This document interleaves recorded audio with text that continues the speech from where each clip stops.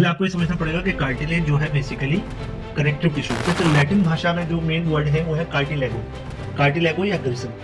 ये हमारी बॉडी में क्या करेगा, किसी स्ट्रक्चर को या तो सपोर्ट करेगा या उसको शेप देगा। मेल में इसका कोई खास फंक्शन नहीं है, लेकिन फीमेल में चाइल्ड बर्थ के टाइम पर काम आता है।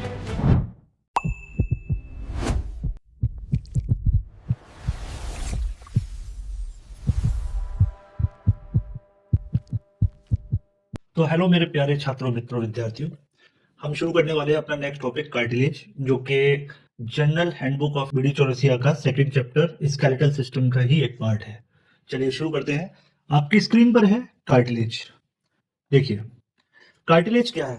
पहले आपको ये समझना पड़ेगा कि कार्टिलेज जो है बेसिकली कनेक्टिव टिश्यू है। जब आप कनेक्टिव टिश्यू टॉपिक पढ़ते हैं तो उसमें कार्टिलेज आपने पढ़ा होगा। ये तो कार्टिलेज बेसिकली क्या है, it is a specialised semi rigid connective tissue which forms the part of skeletal system। और ये आता किसके अंडर में है, skeletal system के अंदर में ही। It is tough yet flexible। तो यानी कार्टिलेज के अंदर टफनेस तो होती है, लेकिन ये थोड़ा बहुत फ्लेक्सिबल होता है, ये लचीला होता है। It provides support, resilience, resilience का मतलब लचीलापन है ना, smooth surface for the joint movement. और जिन जिन जॉइंट में ये यूज होता है कार्टिलेज जॉइंट बनाने में, वहां पर ये थोड़ा बहुत क्या करता है, मूवमेंट भी प्रोवाइड करता है। लेकिन मेन काम है ये एक तरीके का अटैचमेंट पॉइंट प्रोवाइड करता है, राइट। जैसे हमारे रिब्स हैं, हमारी जो रिब्स हैं वो स्टर्नम के साथ जुड़ती है with the help of costal cartilage. या कोई भी जॉइंट है उसमें दो बोन इन्वॉल्व होंगी, तो दो बोन के जो सरफेस है वो हमेशा एक कार्टिलेज से कवर रहते हैं, जिसको हम बोलते हैं आर्टिकुलर कार्टिलेज। तो इसके जो लोकेशन है उसके हिसाब से इसकी टाइप भी हो सकती है, लेकिन हमें समझना है कि कार्टिलेज बेसिकली एक कनेक्टिव टिश्यू है, ठीक है। इसके लिए कुछ सिनोनिम्स यूज होते हैं। जैसे लैटिन भाषा में जो मेन वर्ड है वो है कार्टिलेगो, कार्टिलेगो या ग्रिसल। ये कार्टिलेज वर्ड जो है वो एक एनाटॉमिकल नेम है ना। एनाटॉमी में जो वर्ड यूज करेंगे हम इस तरीके के टिश्यू के लिए, वो क्या यूज करेंगे, कार्टिलेज। और ये कार्टिलेज वर्ड कहां से लिया गया है, लैटिन भाषा से। अगर मैं बात करूं ग्रीक, तो ग्रीक वर्ड कहां से आया है, कॉन्ड्रोस। तो यहाँ पे ये मेडिकल टर्मिनोलॉजी में यूज होता है। यानी मेडिकल लिटरेचर में जो वर्ड आपको सबसे ज्यादा मिलेगा वो कौन सा मिलेगा, कॉन्ड्रोस के साथ। इसे या तो प्रीफिक्स की तरह यूज कर सकते हैं या हम सफिक्स की तरह यूज कर सकते हैं। इसलिए मेडिकल टर्म में आपने ये नाम सुने होंगे, जैसे कॉन्ड्रोसाइट, ये क्या है, कार्टिलेज का एक स्पेशल सेल है। पेरिकॉन्ड्रियम, ये क्या है, कार्टिलेज की कवरिंग को हम बोलते हैं पेरिकॉन्ड्रियम, ठीक। कॉन्ड्राइटिस यानी इन्फ्लामेशन ऑफ कार्टिलेज। तो नेक्स्ट है फंक्शंस ऑफ कार्टिलेज। अब हम देखते हैं कि कौन कौन से फंक्शन हमारी बॉडी में कार्टिलेज करता है। तो यहाँ पर है सपोर्ट एंड शेप, यानी ये हमारी बॉडी में क्या करेगा, किसी स्ट्रक्चर को या तो सपोर्ट करेगा या उसको शेप देगा। जैसे एक्सटर्नल ईयर का हमारा जो शेप है किसके थ्रू डिसाइड हुआ है, हमारे कार्टिलेज के थ्रू। नोज, नोज की जो टिप है, नोज का जो शेप है वो किस पर डिपेंड करेगा, इसी कार्टिलेज पर।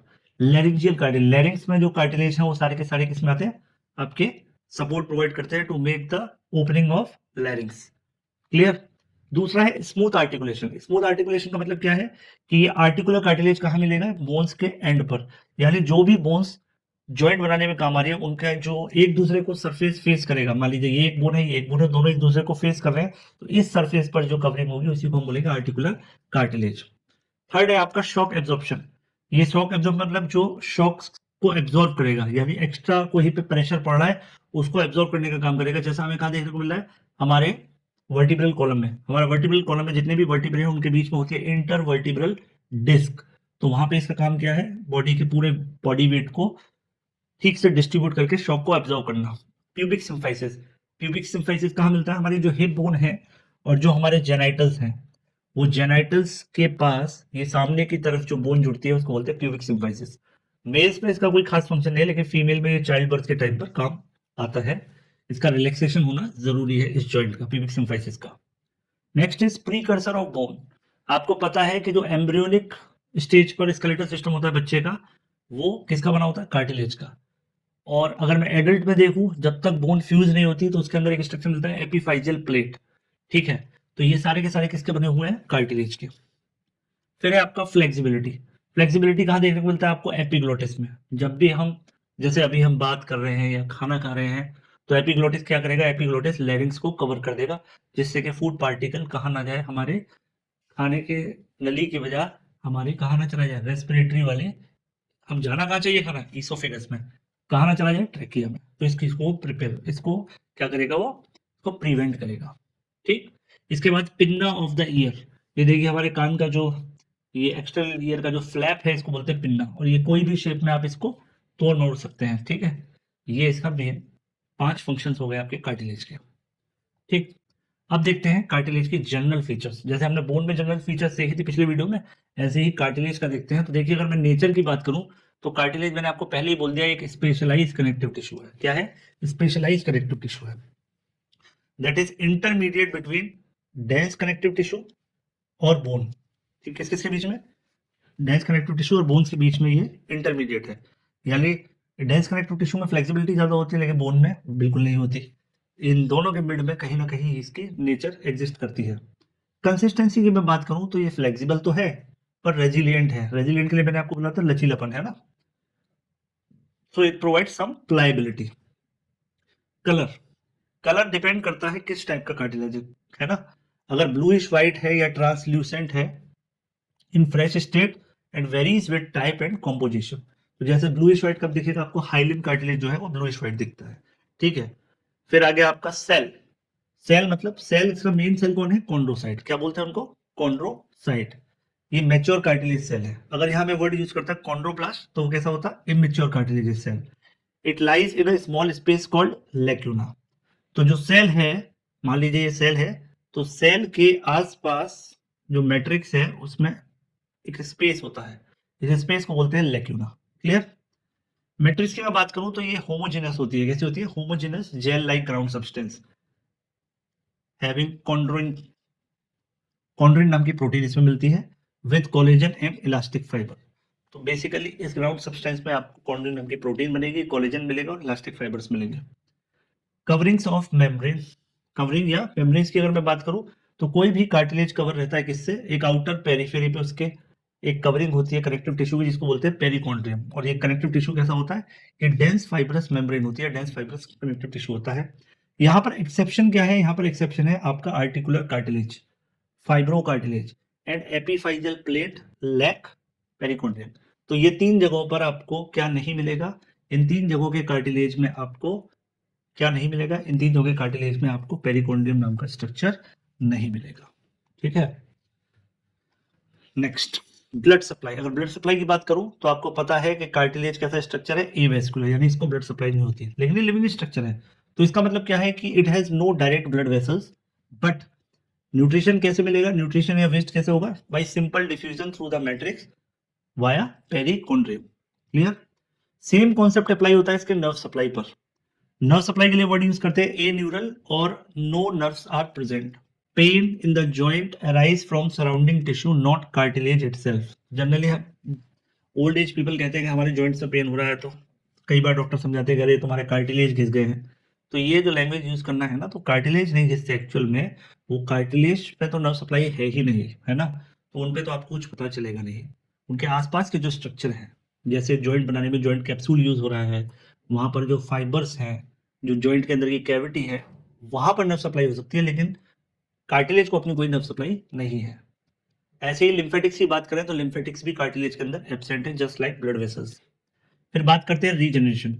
कार्टिलेज के अंदर आपका लिमिटेड रीजनरेशन देखने को मिलता है। क्यों? Due to lack of blood supply.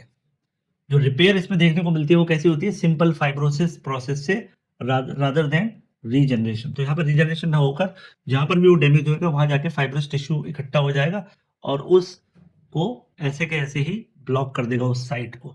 तो रीजनरेशन तो नहीं देखने को मिलेगा, लेकिन रिपेयर के नाम पर क्या होगा? वहां जाके खूब सारा अपना कनेक्टिव टिश्यू इकट्ठा हो जाता है। फंक्शंस की बात करें तो बेसिकली इट प्रोवाइड सपोर्ट, जैसे कि हमारे ट्रेकियल रिंग है, राइट। आपको पता है ट्रेकिया एंटीरियरली, है ना। ट्रेकिया एंटीरियरली कैसा होता है? हाफ सी शेप्ड कार्टिलेज से, है ना, इनकम्प्लीट सी शेप्ड कार्टिलेज से कवर रहती है। इनको बोलते हैं tracheal ring. Smooth surface for the joint movement. जो हमारा आर्टिकुलर कार्टिलेज है वो क्या बनाएगा? दोनों ही बोन्स के सरफेस को जो जॉइंट बनाने में काम आ रहे हैं उनको स्मूथ कर देगा। Growth model for bones. Bones के लिए वो क्या है? एक तरीके का ग्रोथ मॉडल बनाता है, क्योंकि एम्ब्रियोनिक स्टेज में जो भी स्केलेटन होता है वो किसका बना होता है? कार्टिलेज का। और फ्लेक्सिबिलिटी की बात करूं तो आपको पता है ईयर और नोज पर, दोनों नोज की टिप और ईयर का पिन्ना दोनों ही क्वाइट फ्लेक्सिबल स्ट्रक्चर है। तो ये हो गए हमारे जनरल कैरेक्टरिस्टिक कार्टिलेज के। अब बात करते हैं माइक्रोस्कोपिक स्ट्रक्चर की, है ना। वो तो जनरल जो हमें आंखों से दिखते हैं। अब हमें माइक्रोस्कोप से इसमें क्या देखने को मिलता है? सबसे पहला जो स्ट्रक्चर मिलता है वो मिलता है हमें, इसका मेन सेल है वो है कॉन्ड्रोसाइट। कॉन्ड्रोसाइट कैसा सेल है? ये एक मैच्योर सेल है कार्टिलेज का, है ना? कैसा है? मैच्योर। इट लाइज सिंगली और in small groups, that small group is called cell nest और आइसोजीनस ग्रुप। जैसे मान लीजिए ये लेक्यूना है, लेक्यूना के अंदर ये कार्टिलेजिनस सेल है। तो याद रखने वाली बात ये है कि जैसे हमने बोन में पढ़ा था, बोन में भी बोन के जो ऑस्टियोसाइट और ऑस्टियोब्लास्ट सेल थे वो भी लेक्यूना के अंदर रहते हैं, लेकिन वहां पर एक लेक्यूना के अंदर एक ही सेल रहता है। लेकिन कार्टिलेज के केस में आपको याद रखना है कि मिनिमम एक और मैक्सिमम 3 से 4 सेल एक साथ इसमें रह सकते हैं सेम लेक्यूना के अंदर। क्लियर? कॉन्ड्रोसाइट का एक फंक्शन है, it maintain and secret the matrix of the cartilage. अब बात करते हैं जो मैट्रिक्स है जो कॉन्ड्रोसाइट से बनी है, उसमें क्या मिलेगा हमको? प्रोटियोग्लाइकन्स मिलते हैं, प्रोटीन और शुगर। तो यहाँ पर जो प्रोटीन है उसका नाम है कॉन्ड्रोटिन सल्फेट, और जो शुगर यूज हो रही है वो है हाइलुरोनिक एसिड। क्लियर? इसके बाद इसमें कोलेजन फाइबर्स भी मिलेंगे। It gives cartilage a firm elastic nature. Chondroitin sulphate की वजह से इसको सारी प्रॉपर्टीज मिलती है। It appears homogeneous under microscope, और जो फाइबर्स का अरेंजमेंट है वो इक्वल डिस्ट्रीब्यूशन है, तो होमोजेनिसिटी मतलब एक जैसा दिखता है, वो कहीं पर भी कोई खास स्ट्रक्चर हमें विजिबल नहीं होते। फिर बात करते हैं पेरिकॉन्ड्रियम की। पेरिकॉन्ड्रियम अब मैंने बताया आउटर कवरिंग है, आउटर प्रोटेक्टिव कवरिंग है किसकी? कार्टिलेज की। ठीक है, और ये किसकी बनी होती है? डेंस रेगुलर कनेक्टिव टिश्यू की in most of the cartilage. अब ये जो दो लेयर है में अरेंज रहता है पेरिकॉन्ड्रियम, आउटर फाइब्रस लेयर जिसमें क्या रहते हैं? फाइब्रोब्लास्ट और ब्लड वेसल्स। ठीक है, हमने बताया था पेरिकॉन्ड्रियम को क्रॉस करके अंदर कार्टिलेज में ब्लड वेसल नहीं जाते, लेकिन पेरिकॉन्ड्रियम की आउटर फाइब्रस लेयर तक ब्लड वेसल्स की सप्लाई रहती है। इनर कॉन्ड्रोजेनिक लेयर, इसमें आपको मिलते हैं इमेच्योर सेल जिनको बोलते हैं हम कॉन्ड्रोब्लास्ट, और ये रिक्वायर होते हैं किस लिए? अपोजिशनल ग्रोथ के लिए। कौन सी के लिए? अपोजिशनल ग्रोथ के लिए। ठीक, तो ये अभी हम समझेंगे कि कार्टिलेज दो तरीके की ग्रोथ शो करता है। यहाँ पर जो इनर कॉन्ड्रोजेनिक लेयर है ना? कॉन्ड्रोजेनिक मतलब कॉन्ड्रो माने कार्टिलेज, जेनिक मतलब फॉर्मेशन, यानी जो पेरिकॉन्ड्रियम की अंदर वाली लेयर है वो कार्टिलेज के टिश्यू के फॉर्मेशन में हेल्प करती है, इसलिए इसका दूसरा नाम है इनर कॉन्ड्रोजेनिक लेयर। अब नेक्स्ट वीडियो में हम देखेंगे कार्टिलेज का टाइप्स ऑफ ग्रोथ क्या है।